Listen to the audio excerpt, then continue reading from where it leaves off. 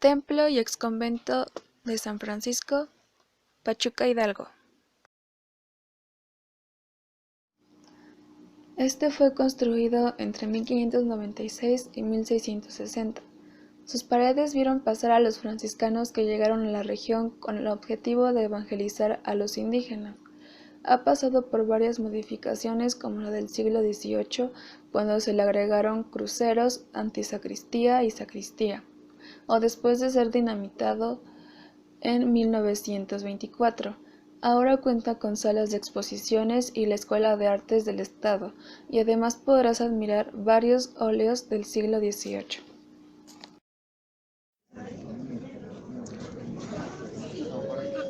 Más o menos vamos a ver la historia del exconvento de San Francisco. Bueno, el exconvento de San Francisco fue un sitio donde tuvo una importancia muy relevante. En 1697 terminó de construirse la parte de la cúpula. Ahí incluso en el momento adentro de la parroquia se encuentra esta cifra, el del año, en uno de los arcos, en la parte superior, donde está el coro. Todo lo que ahora es la parroquia de San Francisco, el atrio, la parte lateral que ahora es el Museo de Fotografía Casasola, la parte de enfrente que es el Cuartel del Arte y la parte del fondo que ahora ocupan la Plaza Bartolomé de Medina, donde ahora es el Instituto Nacional de Antropología e Historia y la Escuela de Artes y el Teatro San Francisco. Toda esa parte era el convento de San Francisco, un convento que era un colegio metropolitano, en donde acudían ahí todas las personas que estaban siguiendo a la vida de San Francisco de Asís a través de la congregación de los franciscanos, que estuvieron ahí formándose como franciscanos, pero también era una particular intención que fueran formados como misioneros para otros espacios de lo que fue la Nueva España, otros espacios en el resto de la República, ahora diríamos, donde ellos iban a fundar otras misiones, a fundar otros conventos, y tenía una importancia mayor incluso que el de la Ciudad de México, que quizás es el que se conoce mejor, ahí en el centro. Este colegio donde estaban ahí el convento tenía sus atrios, sus jardines, los espacios donde estaban propiamente en el convento, donde se formaban los futuros frailes franciscanos, y entonces tenían de benefactor a un personaje que fue muy conocido dentro de la minería, el Conde de Regla. Es importante señalar que el Conde de Regla era el nombre de él era Pedro Romero de Terreros, el que mejor conocido como Conde de Regla. Después estuvo durante mucho tiempo ese auge, pasó el tiempo y al cabo de distintos años, de distintas décadas, fue transformándose esto. Los franciscanos decidieron retirarse de aquí e irse más bien a la Ciudad de México, donde continuaron con ese trabajo de los franciscanos, y entonces se quedó el convento, o el exconvento en ese momento, se quedó a cargo de otra congregación, que eran los del Inmaculado Corazón de Jesús y de María, y se los dejaron ahí porque ellos lo abandonaron, digamos, tuvieron que salirse de aquí, y entonces se fue recortando un poco el espacio, y después el gobierno estuvo adoptando algunos espacios ahí para lo que en algún momento fue la cárcel, que es donde ahora está ahí lateral, por donde ahora es el Instituto Nacional de Antropología e Historia, y la parte de más abajo que es el Museo de la Fotografía. Ahí era la cárcel, ahí estuvo durante varios años, en el siglo pasado, a principios del siglo pasado.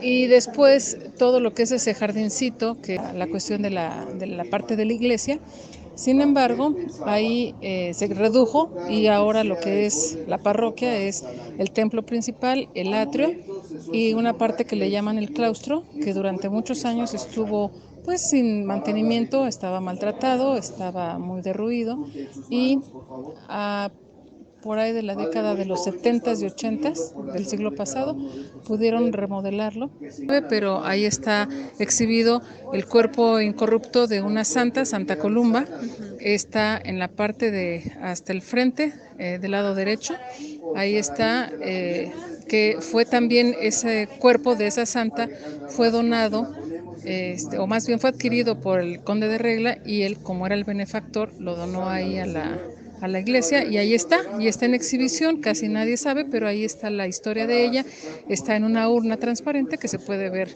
los restos de esa santa. Y está permitido para el público que puedan entrar a conocer todo lo que es por dentro del atrio y todo lo que es era el ex convento. Actualmente no. Está en visita al público, lo que es el templo, la parte central, la parte de las oficinas y salones para las actividades que hace la parroquia. Salones de preparación de cantos, de reuniones, retiros, cosas así, que son propios de las actividades parroquiales que hacen. Pero la parte de arriba, precisamente por la capilla de Nuestra Señora de la Luz, es una capilla antigua que también por la pintura que tiene ahí y por todo el retablo no puede estar abierto al público porque se maltrata mucho por la intemperie y por la luz también como le llega y el material del que está hecho y hace tantos siglos que bueno, entonces es más fácil que se deteriore. Entonces eso está cerrado al público y la parte de atrás donde es un jardín, ahí realizan algunas actividades propias también de la parroquia que está, digamos, limitado al acceso, aunque sí es conocido por algunas personas que están cercanas a la iglesia. Pero de hacer todo el recorrido de cómo era y todo eso, no, porque actualmente se sigue ocupando una parte como la parte parroquial, la casa parroquial, y la otra parte ya es de oficinas públicas, que si no tiene alguien, un ciudadano común, no tiene algo que ir a hacer ahí, no puede entrar, salvo que vayan, digamos, a la Escuela de Artes, por un lado, que vayan a la delegación del Instituto Nacional de Antropología e Historia, ahí tienen también una biblioteca y todo eso, que son públicas, sin embargo, la mayor parte de la gente no acude, salvo que tenga que ir para algún tipo de investigación o algo así, y ordinariamente cercano al 4 de octubre, sí hacen recorridos un poco más explicativos sobre todo lo que está abierto al público, digámoslo así, para que las personas lo conozcan, pero de ordinario el resto del año no se conoce normalmente. Ajá. Es posible entonces entrar todo el año en una zona y solamente una vez al año con los recorridos en el resto que está parcialmente prohibido entrar o restringido por lo menos el acceso de la población en general. Okay. Y existen, por ejemplo, pasajes que conectan bueno, lo que es ya ahorita el Instituto de Artes y la parroquia y todo eso, y están cerrados. Hay accesos, sí, donde se puede comunicar un espacio con otros. Tienen puertas, las puertas de ordinario están cerradas, pero sí se pueden abrir y sí se puede pasar de un lado a otro. Había una leyenda, y eso es tal cual una leyenda, de que había un túnel en la parte del fondo que comunicaba ese túnel por abajo, la parroquia de San Francisco, con lo que ahora es la Universidad de Hidalgo, de Abasolo. La realidad es de que es un mito, porque sí hay una entrada a un tipo de túnel, sin embargo es muy bajito, es muy cortito y por la ubicación geográfica no podrían entrar uno al otro, porque además fueron hechos en distintos momentos. La universidad, lo que ahora es la universidad, Los conventos y la arquitectura, no sé, ¿las sabrás más o menos? De cuestión arquitectónica, no, pero sí es una estructura que es el mismo esquema que hacían los franciscanos en cualquier lado donde iban. Son dos torres del frente con el campanario en un lado, una cúpula principal y desde afuera, digamos. En la parte interna está la bóveda, la que es la cúpula principal, que está casi en el altar, donde hay un crucero, que es los laterales, porque la intención era que formara una cruz. Entonces, visto desde arriba, y si no tuviéramos el techo, digamos, de la parroquia, se vería una cruz, que la parte superior es el altar, todo lo largo es las bancas y donde están las personas que asisten a las celebraciones religiosas, y del lado de enfrente, tanto del un costado derecho e izquierdo, están algunos altares pequeños que representan, que están dedicados a algún tipo a la Virgen María, a la Virgen de Guadalupe, a algunos santos, y que están ahí y que desde arriba, digamos, se podría ver como una cruz. Ajá, en la parte de adentro. Pues bueno, eso sería todo. Muchísimas gracias por todos los aportes y la información.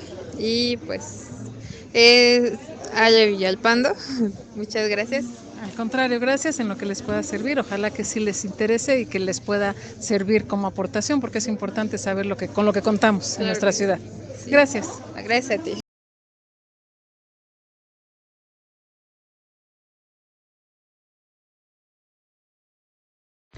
La globalización es una parte fundamental de la difusión cultural, ya que se encarga de la integración de culturas y sociedades internacionales en un mismo ente.